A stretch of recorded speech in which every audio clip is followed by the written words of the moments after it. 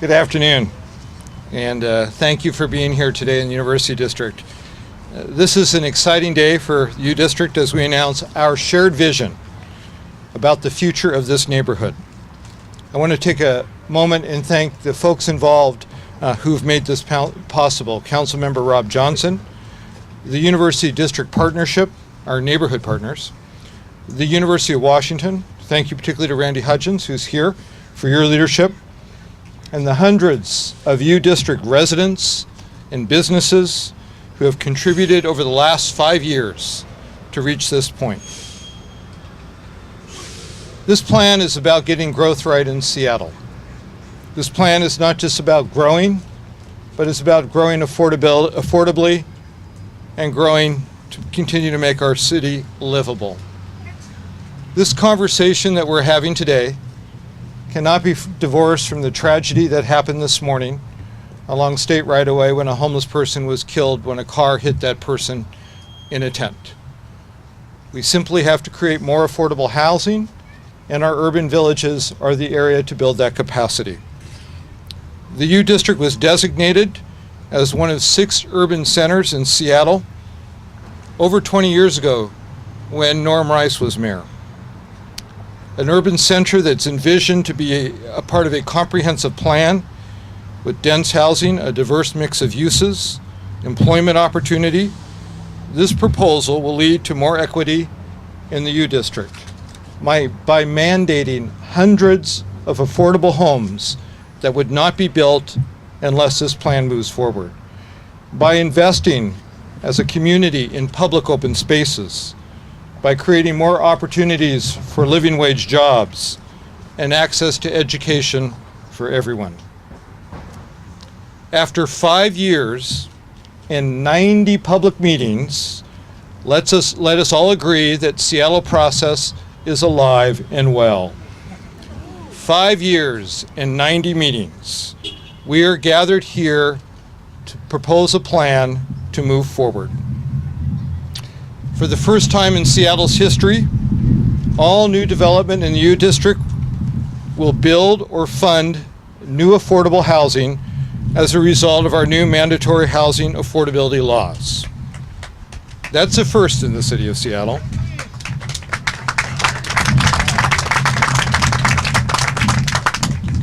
And I guess I should emphasize, when this is fully passed by the council, whenever multifamily housing is built in this city, it will be required to either build affordable housing in those units or to pay for it. We estimate that when this neighborhood grows, again, it will result in hundreds of affordable homes being built for moderate and low-income folks.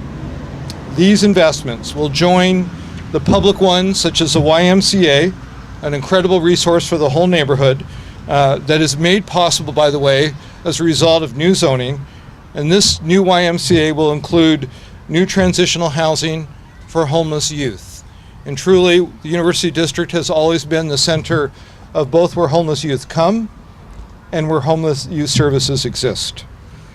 These new investments will work with Sound Transit because we are just a few years away from opening the next light rail station on Brooklyn. It will be a catalyst, as it's been on Capitol Hill, for creating more affordability and more mixed use and a more vibrant neighborhood. To support the character of our neighborhood, there will be requirements for public open spaces, street fronts that are active, as well as incentives for sidewalk improvements and space for social services and child care. All of this work must maintain the character of a vibrant, equitable, economically mixed, diverse, and at times quirky neighborhood. And as someone who worked in this neighborhood, it's a great neighborhood. And it must ensure that the heart of this neighborhood, the Ave, continues to be the Ave. This plan represents a new way for the university and the city to work together. It really is a new day in our relationship with the University of Washington. And we are committed to working together and signing an agreement in the future on our shared priorities: affordable housing, childcare, transportation, among others. And I think the university and the city have come to realize that we absolutely must be collaborative with each other, that the university must be part of the neighborhood and the neighborhood must be part of the university. And I want to particularly thank the university for how they started with the law school and will move forward with the Burke and taking down the wall that divides this neighborhood from our great institution by turning the face of that great institution towards the neighborhood. Finally, last year I reorganized the city government, and I created the Office of Planning and Community Development to ensure that as we grow, that we grow right. That means not just changes in zoning, but making sure that we make those investments that make a neighborhood livable, making sure that we provide those things such as grocery stores and transit and parks such as the one we're standing in that truly make a neighborhood grow in a livable way. So with that, I want to thank everyone here again, and I want to turn it over to our key partner, Councilmember Rob Johnson.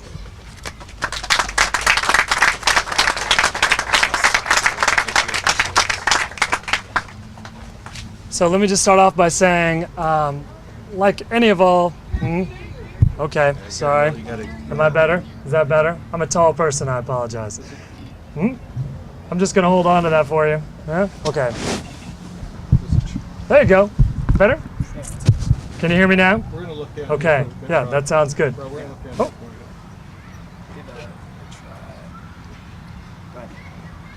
Okay, let's try this one more time. Good afternoon, everybody. I want to start off by saying, like any of you who are parents, I sent off 2 5.5-year-olds to their first day of kindergarten today, and not only do they have first day jitters, but I have a little bit of first day jitters too. So apologies if my thoughts are a little scattered this morning. My thoughts are really with those 2 little girls at their first day of school. But I want to thank the mayor for the great remarks kicking us off today. As he mentioned, the proposed zoning changes here in the University District are the result of 4 years of community process and over 90 community meetings. And I want to thank everyone who participated, the literally hundreds, if not thousands of people who participated in all those years worth of community meetings. The University District is a thriving and asset-rich neighborhood in our city. Its local businesses contribute strongly to the employment opportunities and represent a foundation of the neighborhood's character.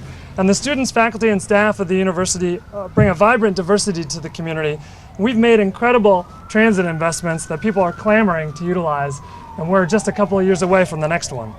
We all know that our city is growing quickly. Just in the last 5 years alone, the city has added 50 new residents per day, 35 new jobs per day, but only 12 housing units per day, which increase housing costs and contribute to displacement. Without a proactive and comprehensive strategy for the University District's growth, we're risking losing what makes it so special. We need to keep this neighborhood affordable both for residents and businesses alike. We need to ensure that our neighborhood's faith-based communities and social service partners can continue to stay here. And that's one of the reasons why I'm so excited at the end of the month to see the mayor's commercial affordability task force recommendations, because I think that's going to be critical for the success of our community moving forward. The strides we make in allowing for increased growth must also be matched by city-funded capital investments, including schools, parks, open spaces, transportation choices, and community-based organizations to ensure our livability keeps pace. For example, the University Heights building that we're standing in front of is in need of a new roof. Our friends at Roots are in need of additional funding for case management and additional funding for job training and outreach. Without these investments, I think that it's critical that we need to have these 2 things working together. Critical upzones are needed because displacement is happening whether we have these zoning changes or not. Just last week, I spoke with a resident whose rent increased by a prohibitive $350 per month, and that's without any upzones. Every rent increase of $100 results in increased percentage of economic displacement with far-reaching impacts on our communities. So we know that the proposed zoning changes the mayor transmit today does not represent a singular fix to the community to respond to our city's growth crises, but these changes will certainly lead to more production, and that production, when combined with the critical investments in our mandatory housing affordability, residential and commercial framework, will result in not only city dollars produced more affordable housing, but more affordable housing in the neighborhood as well. So thank you very much, and I look forward to seeing the package as it moves forward.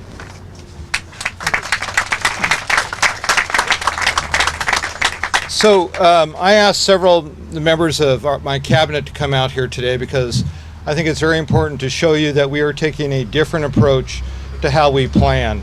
That it's not just about permitting in one department, it's about public safety, it's about parks, it's about affordable housing.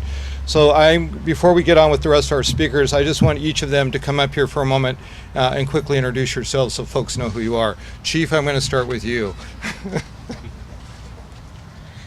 Thank you, Mayor. I'm Kathy O'Toole with the Police Department. Sam Asefa, I'm Director of the Office of Planning and Community Development. Good afternoon, Brian Surratt, Director of the Office of Economic Development. Good afternoon, I'm Steve Walker. I'm the Director of the Office of Housing.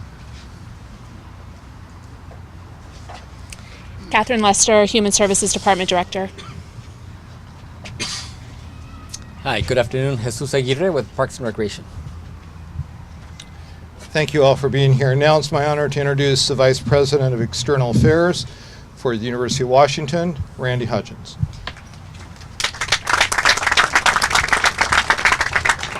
Thank you. Good afternoon, everyone.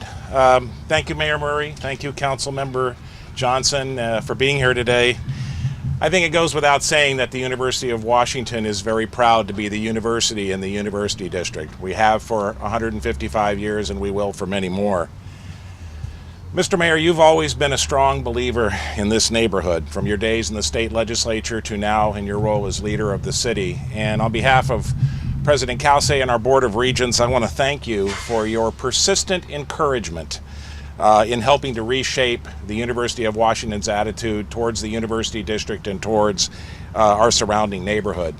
This package of reforms and related investments that you're introducing today are the result of your vision for what the university and its neighborhood can be together. It's also, of course, the product of an awful lot of hard work, a lot of familiar faces I'm seeing today from the city, the university, and the community, and I'm here to thank you for all you've done over the last several years to get us to this point. So how is the University of Washington embracing this new era of town and gown relationships and reorienting how we see this neighborhood across the street from 15th Avenue Northeast? At the University of Washington, we like to use the term for what we see as the future of the University District as inclusive innovation. And what I mean by that is we see this as a community for experts in social work, public health, engineering, life sciences, and yes, even the performing arts to partner with government and business and nonprofit groups, a place that will spur discoveries that will result in new knowledge that can be applied to solving problems not just here in Seattle, but around the state and around the world. We have students, faculty, and staff who live, work, and play here now. And of course, we know that in 2021, when light rail comes to Brooklyn, as the mayor mentioned, we hope this will lead to a great and even bigger resurgence for the neighborhood. University of Washington is already partnered with Children's Hospital to create workforce housing, the Bridges Project on 45th. We are also in active discussions internally to figure out how we can bring more workforce and more affordable housing to the district. So stay tuned because we have a lot of very interesting ideas. Through our participation in the University District Partnership, we're at the table together with the district's best advocates working cooperatively to solve problems. This proposal from the mayor is a strong endorsement in the future of this neighborhood, and I know that Councilmember Johnson and his colleagues will take action soon to make sure that we can achieve the balance of housing choices, great spaces, and other social services that this area needs so badly. Thank you, Mr. Mayor, for helping to move this program forward. Thanks to our partners here in the University District. We're anxious to continue to work with all of you to make this the great neighborhood we know it can be. Thank you.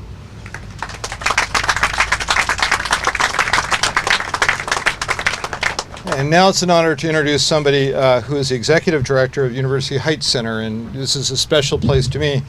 This is where my legislative district office was for 18 years. So Maureen, where are you? Right behind you. Oh, there you go. Good afternoon. U Heights and the City of Seattle have a long history of partnering together to serve our community. Our building was built in 1902, and in '89, when the school district shuttered its doors, the City of Seattle came to the rescue and saved our building to ensure that we preserved our historic landmark and ensured its use for the entire community. For over 26 years, we have served as a vibrant community center and nonprofit hub. Over 450 children attend school here every day. 200 people work here. We offer everything from childcare to K through 12 education to after-school programming. We are home to 11 nonprofits and community organizations that rely on this building for its reduced rent in order to stretch their charitable dollars even further. We offer over 1,500 arts, cultural, and educational classes and events every year. So we really have something for everybody here. And when I say everybody, I mean we strive to be inclusive of all walks of life, regardless of income, ethnicity, ability, or age. We work closely with the city to ensure that everybody has a place to belong and participate. Whether it's through our new employment program for youth who are homeless that we partner with Roots, or our free family-friendly events, or new senior programming. Our partnership with the city is especially critical now, as our neighborhood continues to change and grow. The city has recently invested in several projects to strengthen U Heights' ability to serve the U District. The very park we are standing in is a result of the city's commitment to ensure that our neighborhood has more open space. To activate this park, they recently funded a grant where we held several live cultural performances this summer that we hope to continue. Through the city's Department of Neighborhoods, we renovated our eastern exterior, put in new pea patches and gardens. And this year, the department is funding a transformation of our old auditorium into a community-driven performance hall. City funding was also used to improve safety through the Office of Arts and Culture with the brand new street lights that you see along University Way, as well as sidewalk improvements along the Metro bus stop on Brooklyn. So as the youth district grows, the city's investment in our community will allow us to continue to build on the strengths of our diverse and eclectic neighborhood.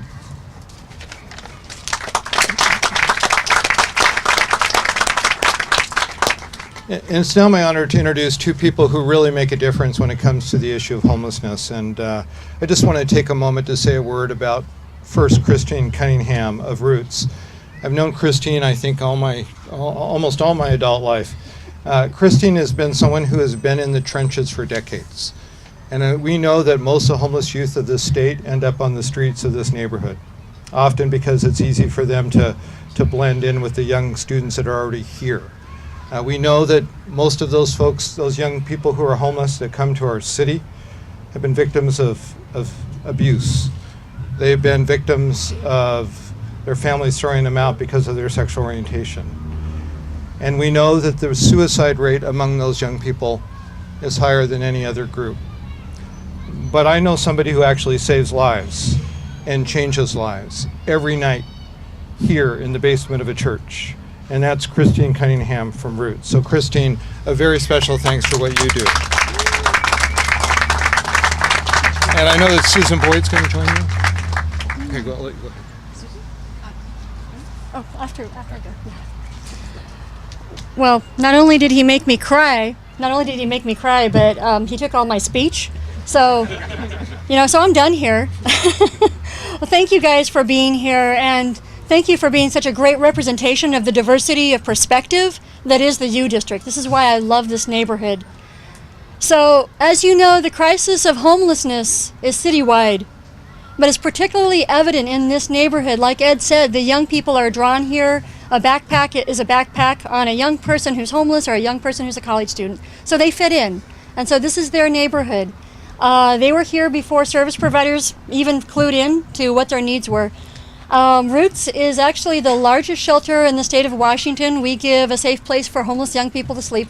Every night of the year, we serve 45 different young people each night. And why they find us is, like Ed said, they got kicked out because they're gay, lesbian, bisexual, transgender. Those guys are 3 times more likely to get kicked out of home than their straight peers. They graduated from foster care.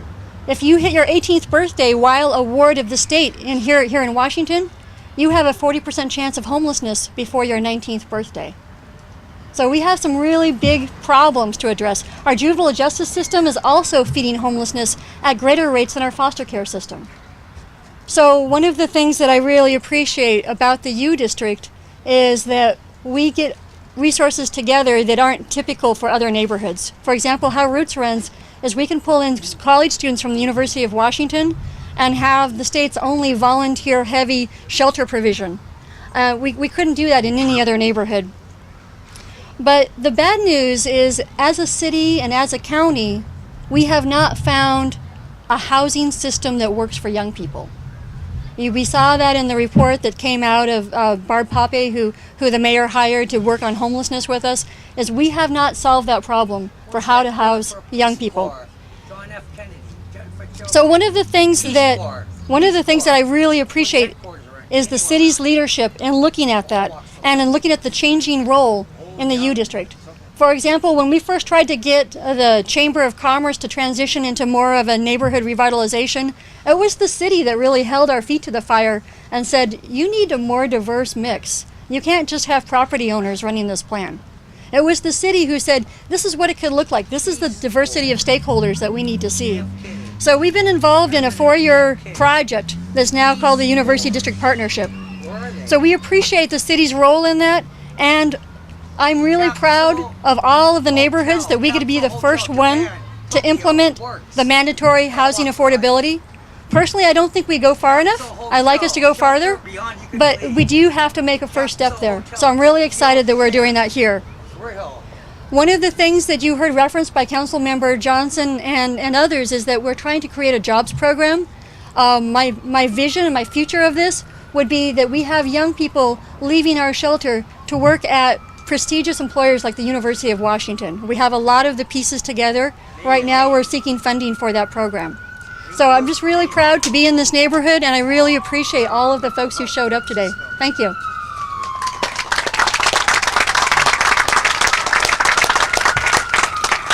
And Christine, we look forward to taking our youth summer employment program and making sure that it includes homeless youth as we move forward.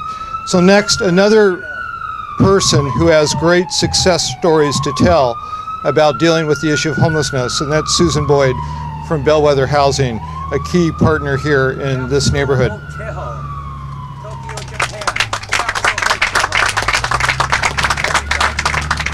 Thank you.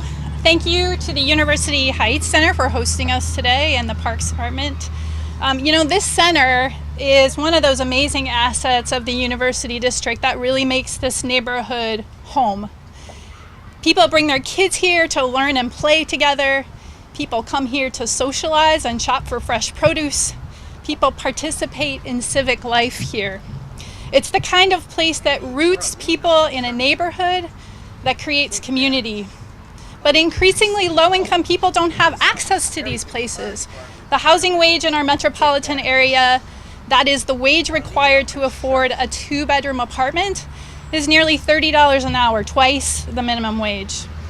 People who work in the low-wage jobs in our hospitals, our universities, our daycares, and our nonprofit organizations often commute 2 or more hours a day to find affordable housing. And even if these kinds of community assets exist in the suburbs to which they have moved, their days are lost to commutes. There's no time to participate in community life.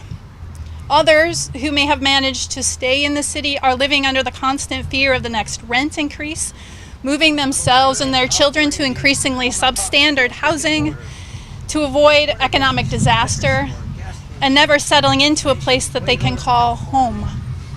A place where they and their children can play and learn, celebrate and socialize, create roots with other people in their neighborhood. I am the Director of Real Estate Development at Bellwether Housing. We are a nonprofit housing provider here in Seattle. I was noting the process that the mayor was talking about that got us to this point. You left out the acronym changes, which have been fun for me to follow. And I'm just thrilled to be here now as we contemplate the final implementation of mandatory housing affordability in the University District. Bellwether provides low-income housing for people every day, and we work to make Seattle a place of opportunity for all people, regardless of their income. So we are proud that our city, partnering with us in this work, is taking these steps to make Seattle a more inclusive community. In the next 8 weeks, Bellwether will break ground on 2 new projects, both of which have been made possible by MHA's predecessor, the Incentive Zoning Program. One of these projects is our 133-unit Arbora Court project, just right here in the heart of the University District at 15th and 50th. This development will serve a wide range of low-income households, including both those who are recovering from the trauma of homelessness and low-wage working families who can otherwise no longer afford to live in our neighborhoods and be part of our community. Implementation of MHA will give us additional resources to create high-quality, affordable homes for more low-wage working families in neighborhoods like the U District, close to great schools, rich job centers, and great resources like University Heights. The opportunity to live stably and affordably in these neighborhoods should not be a privilege available only to people of means. We all know this. We believe this. Our city needs more housing. We need it to accommodate the thousands of people moving here for high-wage jobs. We need it for the many low-wage workers who work in but cannot afford to live in our city. And we need it for those barely living at the margins with no housing at all. MHA is an opportunity to leverage our city's needs for more development of all types to generate opportunities for low-income people to remain in our city. Housing in our neighborhoods where people of all incomes can play, learn, celebrate, socialize, and create roots together. Mayor and Councilmember Johnson and your colleagues and all of those of you who have worked so hard over the past years on the legislation, on behalf of myself and Bellwether, thank you for your dedication and commitment to the low-income people of this city.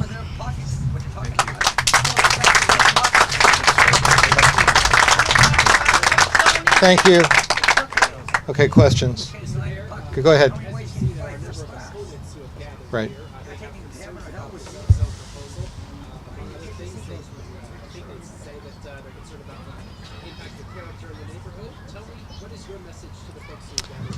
Well, you know, the thing that we, after many, many years, are trying to do is Seattle grew, but Seattle did not grow affordably. This neighborhood was designated a long time ago, as one of the urban centers. And it's going to grow. So the question, is it going to grow affordably? And the other question is about the upzone. Is this city just going to be for those of us who were able to buy homes and condos 20, 25, 30 years ago? Is this going to be a place where if you got in, you got in? And if you have a hospital job, or if you work in one of our hotels downtown, you just don't get to live in this city? I think we struck a good balance by saying we can grow in our urban centers and create more low-income and affordable housing. That's why you see the advocates who work every day on homelessness and on affordable housing here. At the same time, 65% of the single zone family housing in Seattle will still be there afterwards. So it can. So other questions? We were handed a handout from some of the people against this zone, and they had counted the number of affordable units. They said, between 1,200 and it's much more than hundreds. So right. How do you? So people can have their own opinions, but you actually, as people can have their own opinions, but you actually don't get to have your own facts. So what we'll be able to provide you with those numbers. So under current zoning, the number of units that will go away will be in the hundreds. And under current zoning, the number of affordable units that will be built will be 20. Under our proposal, there will literally be hundreds and hundreds of additional units. So, you know, we can go back to sort of, I guess, a Reaganomics approach, which is we got here first, or we can look at the future and say that we can grow, and we can grow affordably. And I believe we can do that. Big community works. Any other press conferences? Okay. Are we done? Okay. Well, thank you all very much. An exciting day to make Seattle an affordable city.